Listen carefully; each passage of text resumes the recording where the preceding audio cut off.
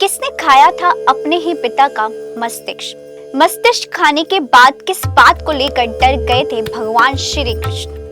महाभारत से जुड़ी कई ऐसी कहानियां प्रचलित हैं जिनके बारे में बहुत से लोग नहीं जानते। ऐसी ही एक रहस्यमय कहानी के बारे में आइए हम आपको बताते हैं। महाभारत को लोग महायुद्ध के तौर पर जानते हैं, जिसमें करोड़ों लोगों की जान कुरुक्षेत्र के मैदान में गई थी। लेकिन महाभारत सिर्फ महायुद्ध ही नहीं बल्कि रहस्यों का भंडार है। इन्हीं कहानियों में से एक कहानी है एक पांडव की, जिसने अपने ही पिता का मस्तिष्क खाया था।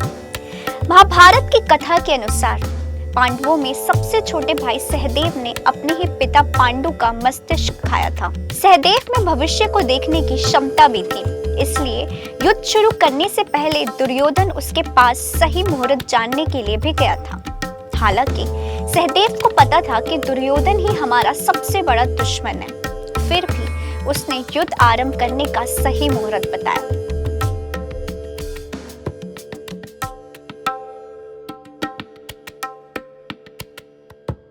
राजा पांडु को ऋषि किंदम ने श्राप दिया था कि यदि वो किसी स्त्री से समागम करेंगे तो उसी दौरान उनकी मृत्यु हो जाएगी। यही वजह है कि पांडु ने कभी अपनी पत्नी कुंती और माद्री से संबंध नहीं बनाए। कुंती ने देवताओं के आह्वान से युधिष्ठिर, भीम और अर्जुन को प्राप्त किया। वहीं माद्री ने भी मंत्र विद्या से पुत्र नकुल व सहदेव को प्राप्त किया। प्रचलित कहानी के अनुसार पांडु ने संयम का पालन किया, लेकिन एक बार वो अपनी पत्नी माद्री को देखकर कामाशक्त हो गए। इस दौरान जैसे ही राजा पांडु ने पत्नी माद्री को गले लगाया, उसी समय मृत्यु ने उन्हें अपने पाश में बांध लिया। मृत्यु को करीब देखकर राजा पांडु ने अपने 5 पुत्रों को बुलाया और कहा कि मेरा मस्तिष्क खा लो।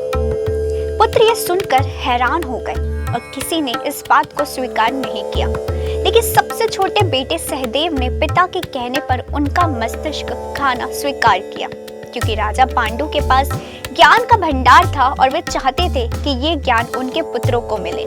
इसलिए उन्होंने अपना मस्तिष्क खाने के लिए कहा था, लेकिन केवल सहदेव ने पिता की इच्छा का पालन करते हुए उनके मस्तिष्क के 3 हिस्से खाए।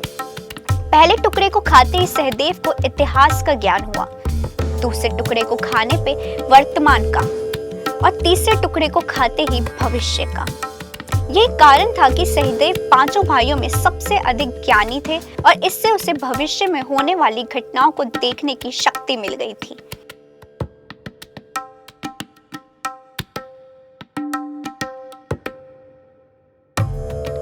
शास्त्रों के अनुसार भगवान श्री कृष्ण के अलावा वो एकमात्र ऐसा शख्स सहदेव ही था जिसे भविष्य में होने वाले महाभारत के युद्ध के बारे में संपूर्ण बातें पता थी।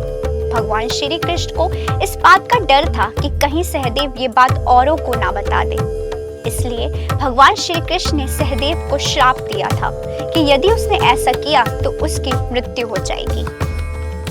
इसी तरह के और भी वीडियो देखने के लिए फॉलो और सब्सक्राइब करें इंस्टा फीड को, साथ ही प्रेस करें हमारा बेल आइकन।